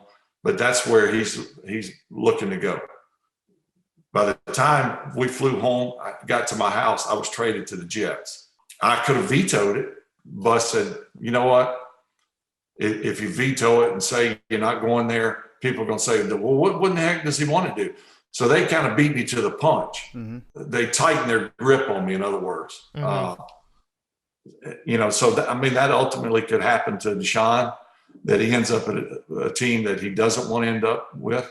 I wish him well. I think he's a great young talent, and we'll see how it plays out. Yeah. So during those years that your career was a little bit in flux in the various off seasons, my favorite part was the relationship that you developed from afar with Ed Werder, where they would just send Ed down to your house, have him camp out at the end of your road. I never knew if it was like an adversarial relationship between you and Ed, or if it was like a worthy opponent where you maybe bring him lemonade if it was too hot when he's standing out there at the end of the driveway, or if you guys were good friends. But it seemed like 3 summers in a row, Ed Werder lived at your house. Yeah. Let me get this clear. I did not invite Ed down. We sort of grew because of year in, year out saga that went on for several years. We've all had those relationships where you go, I don't know how it happened, but we became friends. And we had a lot to talk about. Most of it was sort of the same topic over and over again. But yeah, every time I think you turn the sprinklers on me, he would accuse me. I said, no, they're on a timer, Eric. Yeah, they're on a timer. I mean, you just happen to be standing in my grass when they came on. Still to this day, we have a chuckle about it. Believe me, I could have done without. It was hard enough to make a decision when I had to find a different way out of my property to avoid the press. Mm-hmm. Yeah. What was your favorite prank that you pulled on a teammate or your go-to? Because I think that's, part of the Brett Favre legend is that you were a guy who didn't take himself too seriously and always had fun playing the game, which True. I think most fans do appreciate that, you're playing a game and it's fun. So what was your go-to prank or the one that you look back and you're like, yeah, that was a good one. Like, I'm proud of myself for that one. Boy, there was a bunch, and I'm probably leaving out probably a better one. I think being in Green Bay, when you think Green Bay, you think cold. Green Bay didn't get a lot of snow, but during the season, we got, not during the game, but one week we got a lot of snow, but then right after we got bitter cold where like the high was like -1, like on a Thursday, and we would practice indoors those. But the thing about Green Bay is Lambeau Field, the locker rooms that you dress in for games, you also dress for practice. Some teams are different. They have a workout facility separate. They had a fenced-in parking lot right there by the locker room, no problem. But for practice, you had to go down to where the practice fields and the Hudson Center, which is the indoor facility, are located. It's at the end of the parking lot, one below. It's definitely too cold to walk. It's probably a little more than a quarter of a mile from where you park generally to where, and they had a parking area for the Hudson Center. Frank Winters was my center and best friend and roommate. And we'd always goof off, and everybody was playing jokes on each other. But I took Frank's car before practice started. So like I had a meeting at say 9:00. And when I got a break, I had someone, the equipment guys, follow me. I took Frank's car down to the end of the parking lot, left it running with the AC wide open in 1 degree high temperatures. And this, we didn't go to practice until like 12:50. I think practice started at 1. So you can imagine when he found the car, first of all, when he found it, because he's like, where's my car? But there was this one long car down running. I don't even want to know what the temperature was in that car. And we did that several times with different guys. The guys started locking their car and the gated vent, but we'd dig in their pockets and, the old cold car. Yeah. I like that one. I also read one where you I don't know if it was a stink bomb or something with John Madden when he came to interview you before a game, and like you almost killed him. Yeah. Brett Favre and John Madden and fake farts is kind of like, that's the pinnacle of football guy humor. Yeah, I just told that story to someone a couple of nights ago. We got on the subject of John Madden, and they asked me if he was still living, and I said, yes, he is. He's getting up there in age, and they said, boy, he sure liked you. He did. I don't know where the fondness came from. He did a lot of my games, but I know that our production meetings the day before the game was always, it was fun. It hardly had football at all involved in the conversation. We just talked about stuff. Tons of those meetings. You can imagine all the games we did. Yeah, this one particular time, this one particular year, I got on the stink bomb. It kind of looks like an ammonia cap. Yep. That you break, and it's got a terrible odor of rotten eggs, and it's made of sulfur. And I found all this out after the fact. I just knew they stunk, and I thought it'd be a cool joke to just slip it under the table, step on it, and then watch everyone kind of cringe. And part of the reason that I picked that setting was Lee Rimmel was our head of PR. Well, Lee Rimmel had been with the Packers for over 50 years, and at the time was probably in his 70s. So he was getting up in age, still sharp, but had a tendency in those production meetings to fall asleep. So I was going to really kind of play a joke on Lee, but with the whole group. So I figured when I busted the ammonia cap and the odor got terrible, that someone would think that Lee farted in his sleep. And that may have been true. Had it not been for John Madden as I ease it under the table, step on it, no one has a clue within seconds. I mean, it reeked of just rotten eggs. But John Madden was not the reaction I was thinking. And Jeff Blum and Mark Schiefelbein when they were with us, and they were the younger PR guys, same age as me, and they encouraged me not to do it before I went in. I don't know exactly why, but because none of us could foresee what was going to happen. So John starts kind of choking a little bit, and he starts turning red. Now you can sense with each second, it's getting worse and worse, and to a point where this is not funny anymore. And he kind of puts his hand up around his chest and his throat. Long story short, they take him out of the room. Come to find out, he's allergic to sulfur. Oh, God, he almost killed John Madden. But he almost killed John Madden. He probably laughed about that afterwards. I was going to say, so every game after that, we walk in a production meeting. He's like, "Oh, you don't have no sulfur bombs, do you?" No, John, I don't. I'm sorry. Who's allergic to sulfur? That's something you couldn't have drawn that up ahead of time. There's no way to know that. No. Absolutely not. So I did listen to your podcast, and I know that you're a Jeopardy fan. I know you watch Jeopardy. Are you going to watch when Aaron Rodgers hosts it? If I'm not busy, I'll at least tape it. I think he'll do a great job.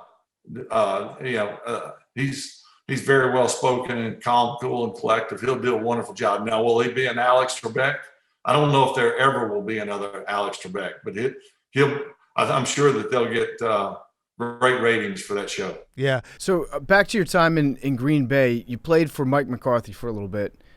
He became a legend on this show last year when he went to Dallas, and he would smash watermelons before select games to amp his team up. He would just have a watermelon brought into kind of like Gallagher. Remember Gallagher? Yes, exactly. Yes. Yeah, the Gallagher sledgehammer. I lost every bet when Mike McCarthy smashed a watermelon. People don't talk about Gallagher enough anymore. I'm glad you remember that. But did Mike ever do anything like that? What was his craziest motivational technique when you were with him in Green Bay?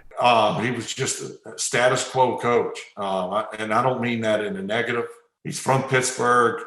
He's kind of those guys from Pittsburgh. If you didn't know any better, you'd think they're from New York. Hey, kind of loud, boisterous.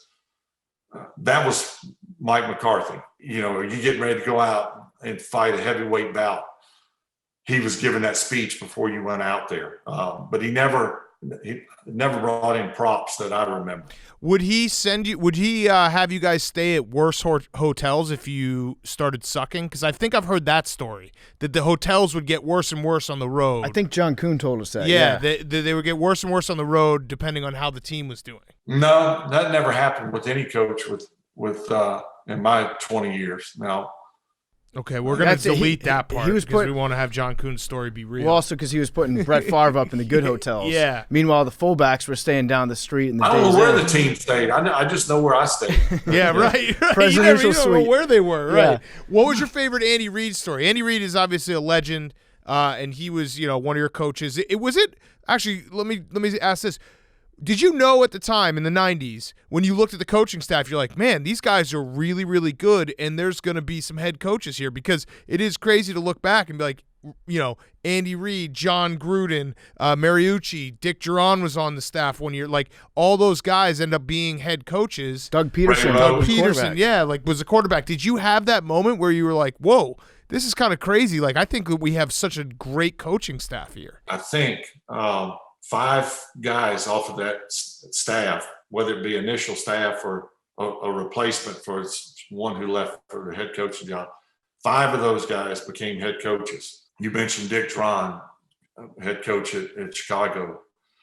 Unfortunately, yeah. Mooch, Marty Morningwig, Ray Rhodes, and other coaches went on to be successful as well. But no, I think, when you're 22, even though I thought I knew it all then, as I look back, you don't think about things like that you would think about, how you would think about them later in your career or life. I knew we had good coaches. I didn't know a good team from a bad team when I became the starter in Green Bay. I thought I did.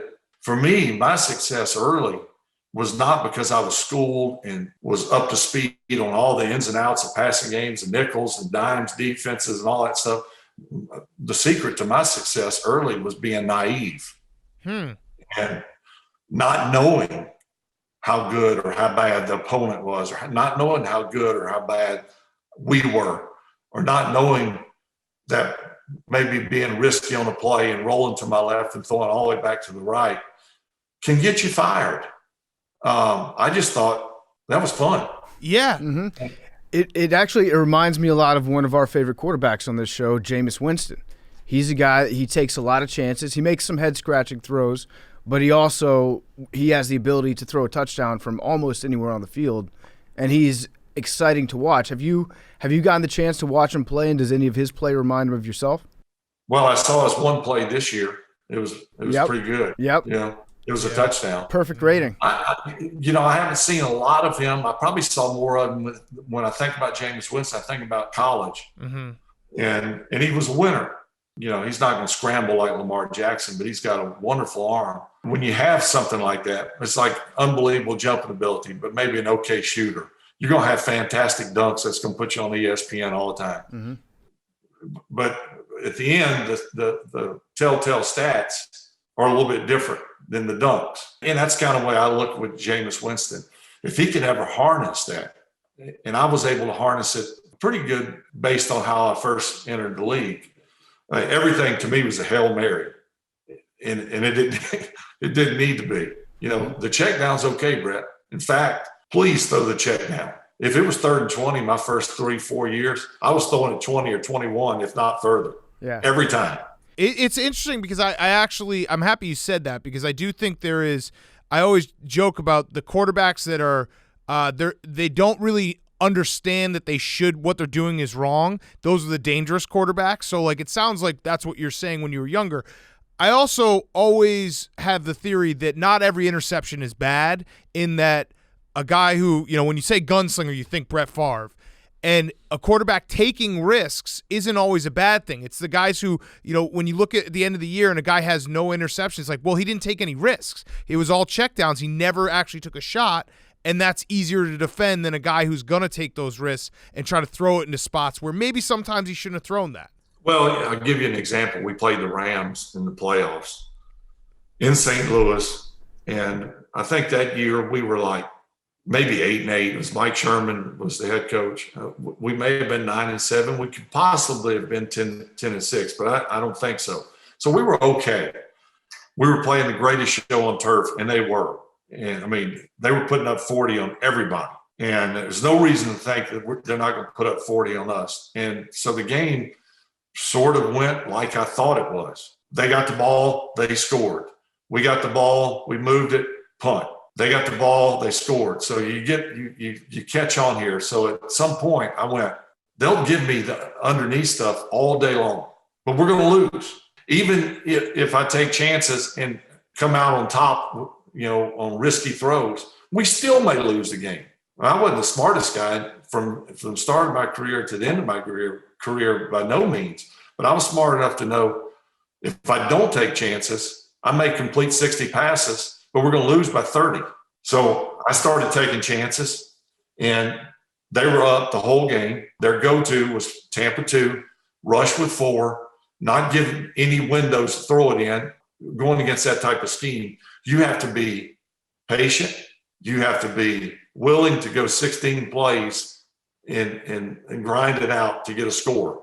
Going 16 plays and scoring is hard enough. So I ended up throwing 6 picks in the game. And really the last one, but the last 2, they were up by like 21. The game is over. Mike Sherman said, hey, man, I think I'm going to take you out. I mean, he wasn't pulling me to put someone in to win the game. It was over. Right. And I said to him, just as clear and honest as possible, I said, if you leave me in, I can break a record. Oh, really? 6 picks, I think will tie the Packer record or NFL. And I don't know if that was true, but it sounded pretty cool to me. Like if I got 6, I fall in the record books one way or another. What's the difference between 5 and 6? Yeah, right. 6 sounds a lot cooler. It sounds. And the last pick, actually, I said, you know what? I'm just going to I'm going to check it down. And I had a back who was running like a little angle route up the middle of the field. And he was going to catch it and get about 12, maybe break a tackle and get a few more yards. 50 seconds left in the game or something. And he gets tipped by one of the linemen who doesn't rush. And guess what? Picked. And I'm like, hell, even when I do the right thing. Do you have a favorite interception that you ever threw? There's no question my favorite interception. And I can't believe I'm calling it my favorite interception. But a lot of things happened on this play. Kind of like my first completion was to myself. Yep. I can say that I had a lot of fun playing, and it doesn't necessarily have to be wins and touchdowns. So we're playing the Giants. My first year as a starter in Green Bay. We're playing them in the Meadowlands. They still have several of their guys from the glory days, Lawrence Taylor, Pepper Johnson, but they were getting up in years. But it was a back and forth game. Late in the game, it's pretty chilly at Meadowlands, but not terribly cold. So we run an angle route like the one I was just telling you about. We called it Texas, 22 Texas. And so the fullback comes in, and we had a little change up on this play. So we added 22 Texas halfback burst. So I was going to pump fake the fullback, and the backside back kind of did the same route, but came underneath. And so we're trying to get the backers to converge on the first guy and slip the other guy underneath. It usually was a good play. Well, Pepper Johnson looked as though he was covering the first guy and then fell off at the last second. I probably should have known better with an old crafty vet, but it wasn't like the worst decision I ever made. And it hits him right in the numbers. So I'm young, energetic, full of piss and vinegar at this time in my career. He picks it off, and he's kind of maneuvering around. And I'm kind of like the first and last line of defense because it wasn't a deep pass. And so he's dodging and weaving a couple linemen, and I get right close to him to make the tackle, and he kind of turns and looks to his right, and I think he's going to pitch it to one of his guys. So I jump, dive for the ball, and he doesn't pitch it. So I look like a complete idiot. Like, what are you doing? When I realized he doesn't pitch it, I can remember, even though it was a long time ago, I was thinking to myself, you're digging yourself in a deeper hole. So I get up, come up from behind, catch him, punch the ball out, create a fumble, and recover it all at the same time. I'm willing to bet the farm that I am the only person to throw an interception, miss a tackle, cause a fumble, and recover it all in the same play. We'll look into that. That's Jake, a full day. Can you look that up? That's like the Jimmy V speech. If you can laugh, cry, come on the same day, you did it all. Yeah. But the tragic news is the very next play, I throw a pick and the guy returns it for a touchdown. I'm actually watching it right now. It's a hilarious play because he's like spinning around and you just got totally deked out, and then you come back and get the fumble. So you're like, that would be my favorite interception too, because it is a hilarious ty So the next play, I throw a pick, the guy, and I have a chance to make the tackle on the sidelines. The guy returns it and he jukes me. Then Ty Detmer was my backup quarterback and great friend, and he was funny. He was so funny. I missed the tackle on the sidelines. The guy scores. The game's over. I go sit down on the bench, and it was probably 30, 32 degrees then that day. And I'm sitting on the bench, got my helmet on. So Ty's laughing at me. He's sitting right next to me, and he's laughing. And I thought it was kind of an odd time to be laughing, but that was Ty. I said, "What's so funny?" He says, "That big snot that's frozen down the side of your face that came out of my nose, and it frozen solid on the side of my face." And I said, "Gee, thanks, Ty." Yeah, that's a nice insult to injury. All right, so my last question. Can you actually tell the Ty Detmer nickel defense story? That would be my last question. That's a true story. It's a great story, yeah. Ty, typical Ty fashion, he's sarcastic, very bright mind, football. He had football intelligence out this world. Keep in mind, he won the Heisman. He threw 120 touchdowns in college. He knew the passing offense better than anyone. And here I am, the starter, but don't know anything, but acting like I know it all. I'd hear him say in meetings all the time, well, they bring a nickel in, dime in. And I thought to myself, I couldn't see what the difference was really So that's why I really never asked, and it didn't bother me a whole lot. But it just ate at me till finally I said, I got to ask. So I said, Ty, I hear him talk about bringing nickel in and dime and all that stuff. I mean, what is it? I mean, what am I not getting? And he goes, well, it's when they take out a linebacker and bring in a DB. And I said, that's it? They're making a big deal about nickels in, nickels in, nickels in. And he said, that's it. I go, who gives a damn? No wonder I had success against nickel defense. So what did you think it was called? Did you have a name for it? Were you just like, they're bringing the small guy out there? I didn't care. It's 11 on 11. Yeah. And I found throughout my career, and even before then in college, don't judge a book by its cover. So what if they're taking a 250-pound linebacker out and bringing in a 190-pound defensive back? He may be a better tackler than a 250-pound guy.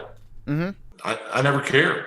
There were some things in meetings that I didn't pay attention to, and that was one of them. I love it. All right, so my last question is the Roback question. Use code PMT on roback.com for 20% off your first purchase, RHOBACK.com. And for our guest today, we'd like to gift you a Roback Performance Q-Zip on us, so we're going to send you one. Do you think that it's maybe a little much at this point, like the Packers having back-to-back MVP and Hall of Fame quarterbacks? Can you give us a break? Are you done? Like, I'm done with it. I hated you your entire career.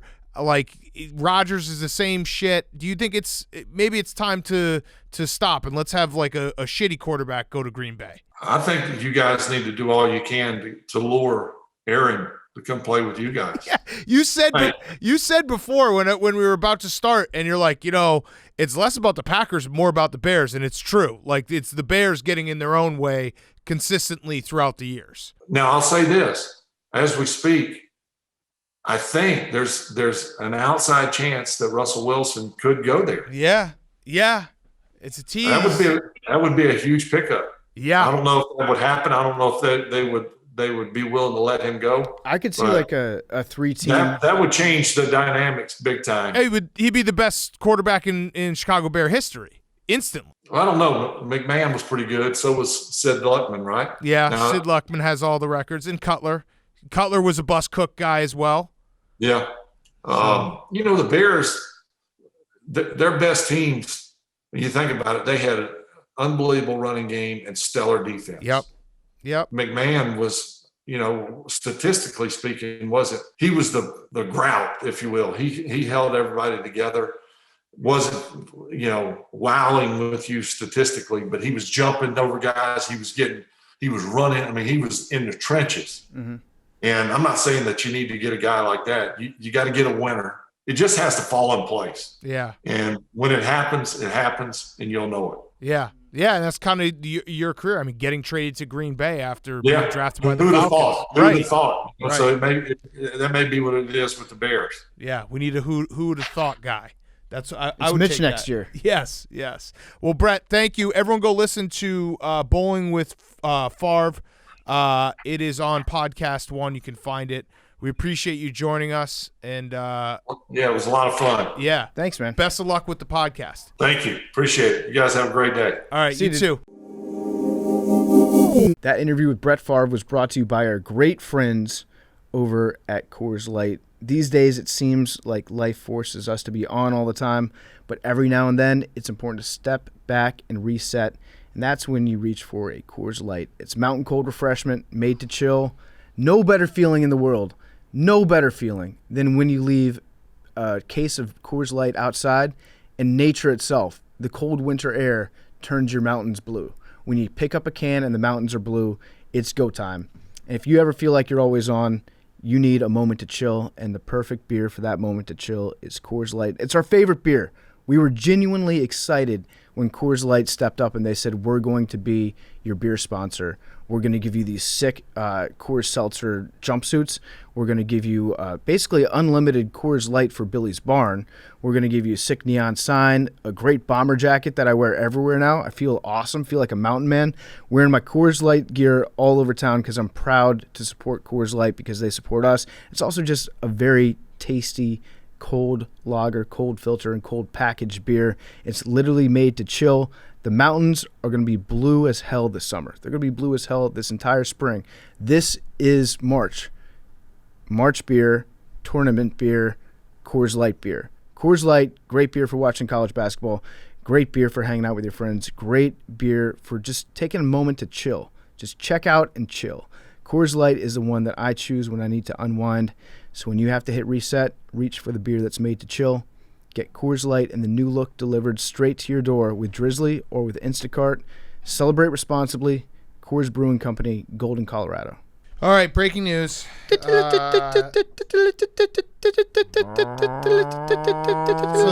Bears are doing a press conference right now, and Ryan Pace actually said that he has not ruled out bringing back Mitch Trubisky. Let's go. Let's go, yeah. Fuck it. Is that the 6-year bump? Fuck it. I don't care. No, it's 5th year. 5th year bump. Fuck it. The pre-bump. I do not care. Whatever. I mean, has he said it's an open competition? I'd rather him than Nick Foles. Listen, I'll say that much. No right roster now. spot is guaranteed this offseason. I always love it when really shitty teams say that. Like, no one's got a spot. We're all playing for an open spot. Well, yeah, you should. You went 2-14 last year. Yep. All right, so we have a couple segments. First up, we have King State Kings, Dan Campbell. When talking about who makes the final decisions, here is GM. He says, a true alpha knows when it's time to concede. Yes. That's the greatest quote of all time. Because he's just admitting that he might concede, but you're really conceding. Yeah. Because you're accepting the concession. Yeah, if you accept the concession, then You're a beta. then you took an order from the guy being Alpha. like, I'm going to alpha you without you knowing it. It's Sun Tzu shit. This is Art of War, Mm-hmm. which I actually believe that we should read Art of War on this podcast. Art of the Deal, I've already read it. Art of War it's an all-time book for people that want to sound like they're smart. This is actually, it is Sun Tzu stuff. This is a Sun Tzu quote. You ready for this? Bill Belichick. Yeah, exactly. He says, all warfare is based on deception. Hence, when we are able to attack, we must seem unable. When using our forces, we must appear inactive. And when we are near, we must make the enemy believe we are far away. In other words, he's saying, let them think that they're winning. Yep. So it's the most alpha thing ever to make, you know what, he might even be going a step further. He might even be doing this to make his GM think that he's the alpha, but meanwhile, Dan Campbell knows like exactly like the alpha is actually on this side of the table. I want him to think that he's stronger. Well, that part's out the window because he said it out loud. That's true. He did say, I'm a true alpha because I'm letting him make the decisions, but it's still a great quote. He is saying if you need to know a prospect's hand size, go talk to the GM. If you want to know how his kneecap tastes, talk to me. Mm-hmm. All right, I also had a Sabermetrics before we get to Guys on Chicks. Did you see this, Jake? Nate Oates, who actually, look at this, Synergy, is going to be on Bench Mob. Yes. Have you already taped it? Tomorrow, Wednesday, so we don't want to jinx anything. So but, yes. so I just saw an article a minute ago about the point. So you'll like this PFT in the Alabama practice facility. They have 4 different lines. It's 1 point is for a mid-range long 2, 2 points for anything at the rim, Mm-hmm.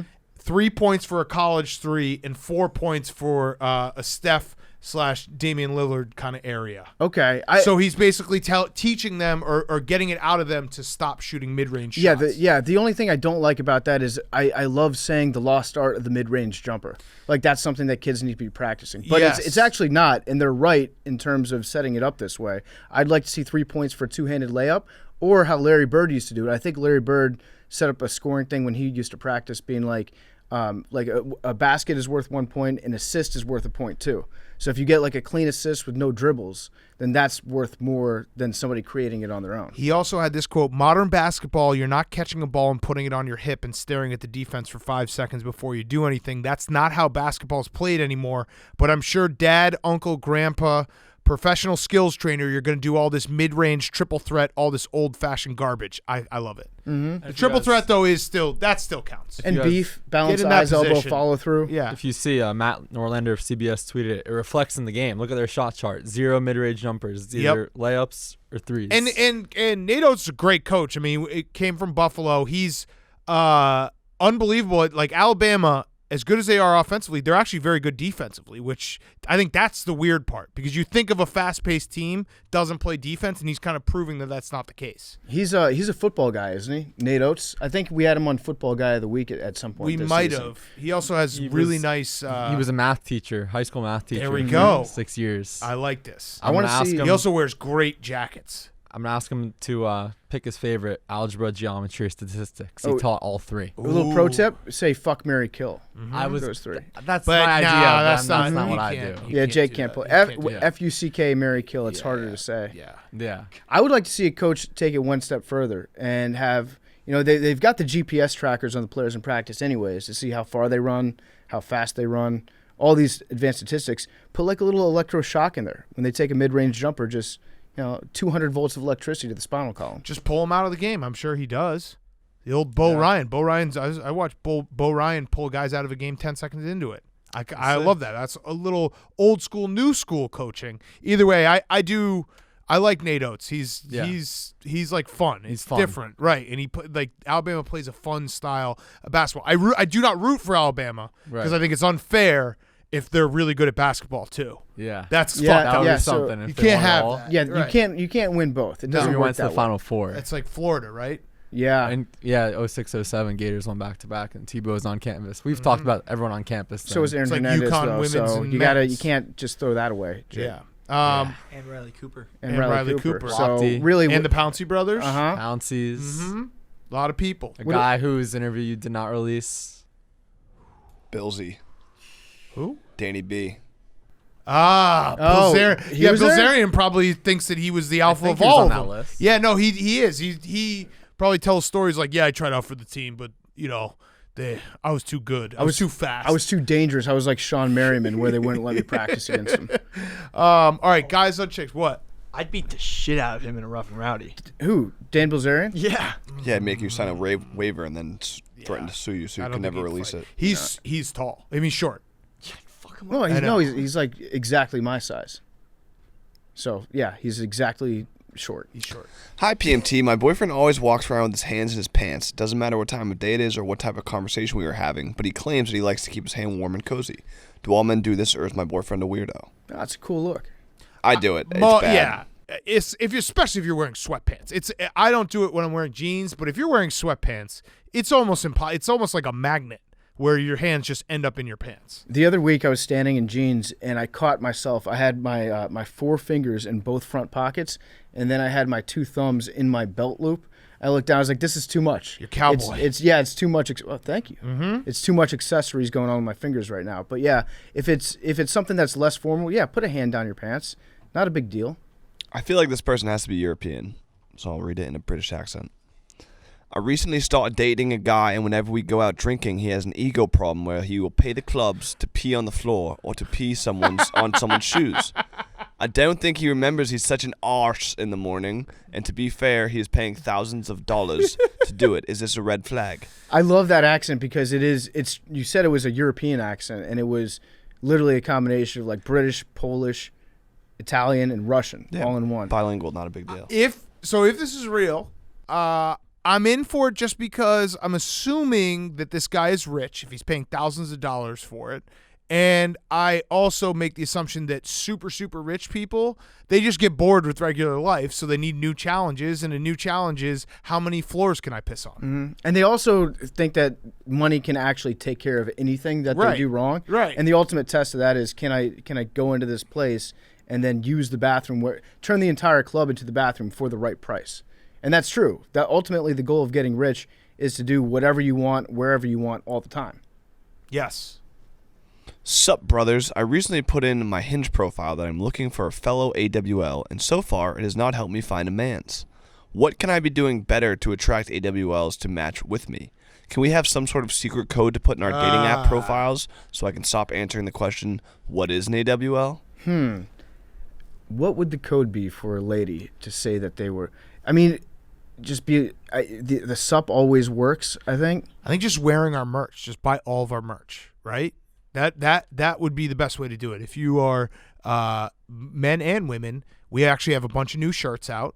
Buy all of our merch, and people will be like, "Oh my God, that's cool. What's that?" Or just put, we don't say that anymore. Yeah. But really buy all the merch. All the merch. Trying to push merch the merch helps, yeah. Yeah, we have St. Patrick's Day merch. We have March Madness merch. We have a Dorcher Chamber shirt. We got a bunch of merch.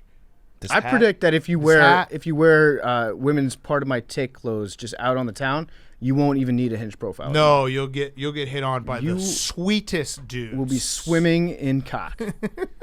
Does Billy just think of a guy like Billy hitting on you at every bar. That's what's gonna happen.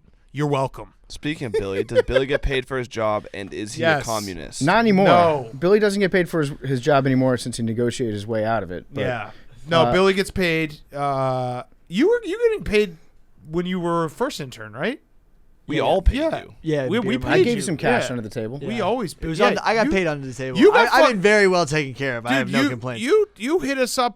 People forget that a year ago when this all started and you came back into our lives, you did one appearance on Pardon My Take and then texted us and was like, "Hey guys, do you think you could help me out real quick with a little money?" And I don't even think you said thank you. I think I sent you $500. You bought a PS5 with it. Yeah, that I used to make content. Shame on me, but be nice to Billy. Wait, You also get paid wait. for it. What content did you make out of it? The UFC fight night. Yeah, that's Okay, I true. You remember did. that. Good Yep, point, thank you, Billy. Billy. Good job. Good point. $500 well spent. Be nice to Um, Billy Week. Thank you. No, I'm very well taken care of. And you really you have a job that you can't get fired from. That's what people. Trust me, once I graduate and move in the city, Billy there's has gonna been be no more of promising this us stuff. He has been promising us like this new and improved Billy. The minute he graduates, you realize that you've now written yourself so many checks you have to cash. Oh yeah, I'm gonna cash him so hard. Okay, cool. To fist or to be fisted? That is the question. Pass. To fist. I think. Only fisting in the face. Oh, and it's Okay. got to be Jose's. But Exactly. Billy didn't actually hit him in the face. He just I did. laid down. I did. If you're gonna fist somebody, you have to be willing to kill him. You have to have that mentality. Like I'm getting into a Yeah. fight. Well, this is a chick I'm gonna asking the murder question. War mode. I know. I'm just No, answering. I'm no. answering for Billy.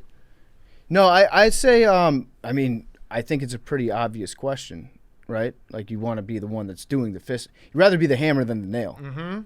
You gotta put yourself in a chick's mind now. It's guys on chicks. Can't do it. Too much of an alpha.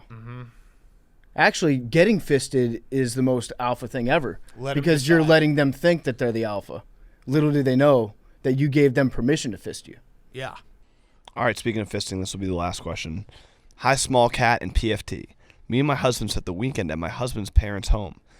The guys went out drinking and left me and the other ladies alone at home. My husband's sister is a lesbian and is always flirting with me and complimenting me about my body. I never took it seriously until she got drunk and she tried making out with me. I resisted at first, but I always wanted to be with a woman and gave in.